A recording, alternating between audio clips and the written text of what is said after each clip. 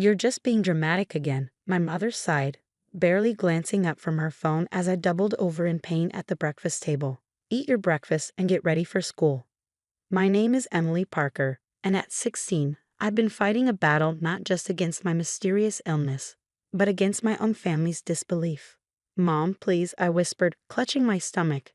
Something's really wrong. The pain is getting worse. The room was spinning and black spots danced in my vision. My father slammed his coffee mug down, making me flinch. Enough, he snapped. Your mother and I are tired of these attention-seeking stunts. You've already made us late for work 3 times this month with your so-called emergencies. I tried to stand to prove I could push through like they wanted, but my legs gave out. I crashed to the floor, knocking over my chair. Instead of helping me up, my mother just rolled her eyes. And the Oscar goes to, she muttered. My younger sister Katie watched from across the table, her face a mixture of concern and confusion. At 12, she'd been taught to believe their narrative, that her big sister was just a drama queen looking for attention. This had been my life for the past 8 months. It started with fatigue and dizziness, then progressed to severe abdominal pain and unexplained bruising. Each new symptom was met with accusations and eye rolls from my parents. They were pillars of our community, my father a successful businessman, my mother head of the PTA. Their perfect daughter couldn't possibly be sick. Get up, Emily, my father ordered. You're going to school. I somehow made it to my feet, using the table for support. My vision swam, but I knew better than to complain. Last time I'd insisted on going to the hospital, I'd been grounded for a month for wasting their time and money. School was a blur of pain and exhaustion. My once perfect grades had started slipping, giving my parents more ammunition. See, this is what happens when you spend all your energy pretending to be sick instead of studying, they'd say. My best friend Olivia was the only one who believed me. She watched me deteriorate day by day, powerless to help. During lunch, I could barely keep my food down. You're getting worse, she whispered, watching me push my untouched sandwich away. You need to see a doctor. They won't take me, I replied, my voice hollow. They think I'm doing this for attention. That's when it happened. The pain in my stomach suddenly became unbearable. I tried to stand, but the world tilted sideways. The last thing I heard was Olivia screaming my name as everything went black.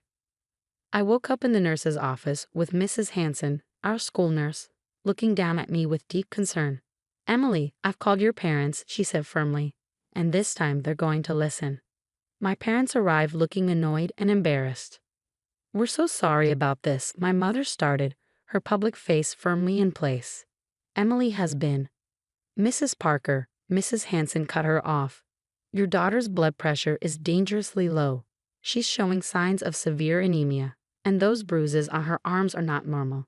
As a mandated reporter, I cannot let her leave without proper medical attention. My father's face darkened. Are you threatening us? No, Mr. Parker, I'm protecting your daughter.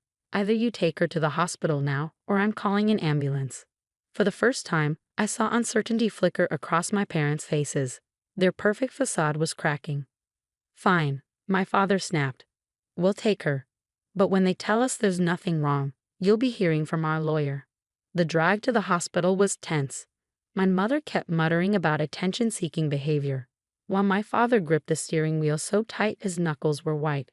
I sat in the back seat, fighting waves of nausea, silently praying that this time someone would finally figure out what was wrong. In the emergency room, the doctor ordered immediate blood work. My parents sat impatiently, already crafting their angry speeches about wasted time. But when the doctor returned with my results, his face was grave. Mr. and Mrs. Parker, he said, his voice serious. We need to talk about your daughter's blood work. The look on his face made even my father sit up straighter. For the first time since I'd gotten sick, I saw fear in my parents' eyes. Something was very wrong, and this time they couldn't ignore it. The doctor's words hit like thunderbolts in the small examination room. Emily's blood work shows severe abnormalities. Her white blood cell count is critically high, and her platelets are dangerously low. We need to admit her immediately. My mother's perfectly composed facade cracked. What exactly are you saying? We need to run more tests, the doctor replied, his eyes fixed on me with genuine concern. But these results are consistent with leukemia. The word hung in the air like a heavy cloud. Leukemia. the thing I'd secretly feared during those long nights of unexplained pain, while my parents dismissed every symptom. My father stood up abruptly. "This is ridiculous. Our daughter was fine just months ago. She's been making up symptoms for attention, and now you're encouraging it with these dramatic diagnoses." The doctor's expression hardened. "Mr. Parker, I have your daughter's blood work right here. These numbers don't lie. If we don't start treatment immediately, your daughter's life is at risk." My mother's face had gone pale. But she was just being dramatic. You thought wrong," the doctor cut her off firmly.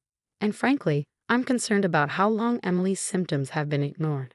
How long has she been complaining of pain?" "8 months," I whispered, my voice barely audible. The doctor's jaw tightened. 8 months? 8 months of untreated leukemia? He turned to my parents, his professional demeanor barely containing his anger. "Do you understand what you've done by delaying medical care?" My parents stood there, speechless for the first time I could remember. The perfect image they'd worked so hard to maintain was shattering around them. Everything moved quickly after that. I was admitted to the oncology ward, where a kind nurse named Maria helped me settle in. She took one look at my bruised arms and exhausted face and promised, "We're going to take care of you now, sweetheart." My phone buzzed with a message from Olivia. "Mrs. Hanson told me what happened. I'm so sorry, Em. I knew something was wrong. I should have done more." I texted back with shaking hands. "You believed me." That was enough. My parents sat in a corner of my hospital room, looking lost and small. The perfect Parker family image was crumbling. My mother's makeup was streaked with tears she couldn't hide anymore, and my father's authoritative presence had deflated into something almost unrecognizable. The oncologist, Dr. Matthews, came in to explain my treatment plan. "We're looking at aggressive chemotherapy," she said, her voice gentle but firm. "The cancer has progressed significantly due to the delayed diagnosis." My father tried to interrupt, but Dr. Matthews held up her hand. "Mr. Parker, I need you to listen. Your daughter's cancer is advanced. If she had received medical attention when her symptoms first appeared, we might be having a very different conversation." The weight of those words seemed to physically hit my parents. My mother started sobbing while my father slumped in his chair, his face ashen. "I tried to tell you," I whispered, tears rolling down my cheeks. "I begged you to believe me." That night, as I lay in my hospital bed surrounded by beeping machines, my little sister Katie was finally allowed to visit. She crept into the room, her eyes wide with fear and confusion. "Emmy," she whispered, using my childhood nickname. "Are you really sick? Mom and Dad said you were pretending."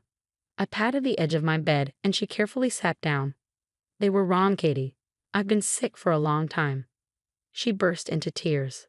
"I'm sorry I didn't believe you. They said big sisters sometimes do things for attention, and I pulled her into a gentle hug, ignoring the pain from my bruised arms. "It's not your fault. You're just a kid. They're the adults. They should have known better." Outside my room, I could hear my parents arguing with Dr. Matthews about my treatment plan, still trying to maintain some control over the situation. But their voices no longer held the same authority. Their words were tinged with desperation and guilt. Maria came in to check my vitals, shooing Katie out with a kind but firm reminder about visiting hours. As she adjusted my IV, she noticed me wiping away tears.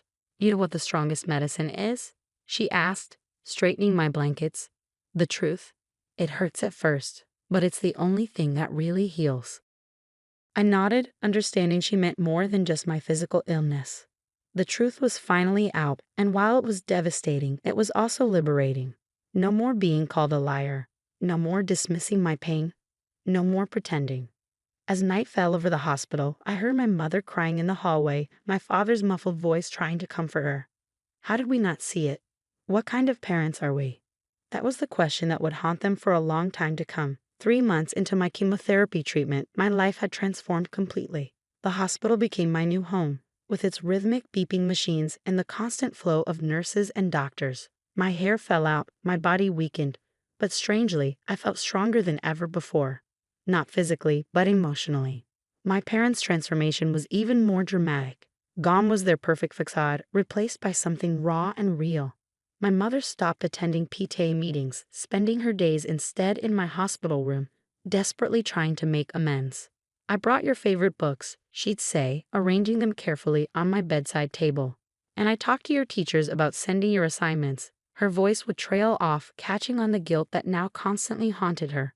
My father's change was quieter but deeper. The man who once dismissed my pain now flinched at every wince, every grimace that crossed my face during treatment. I caught him crying in the hallway one night, talking to Dr. Matthews.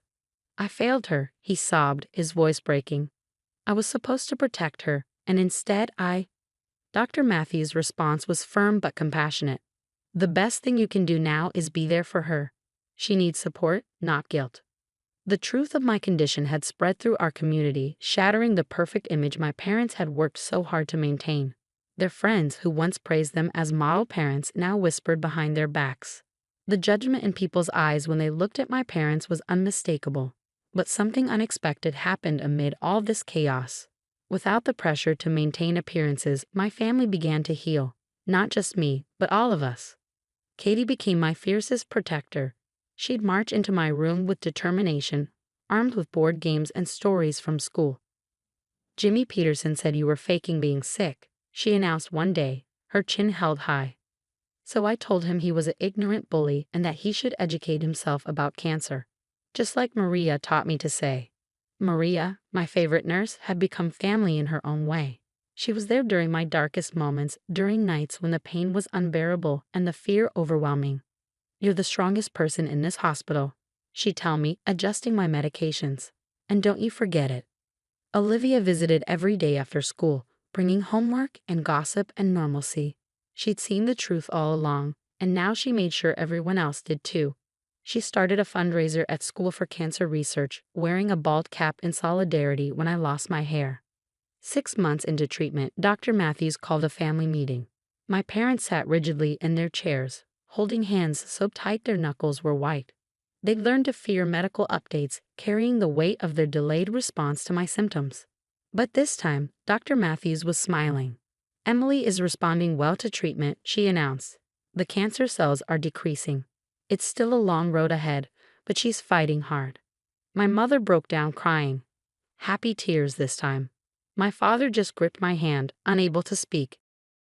"However," Dr. Matthews continued, her expression serious, "I'm recommending family counseling. What happened before Emily's diagnosis needs to be addressed." For once, my parents didn't argue or try to maintain control.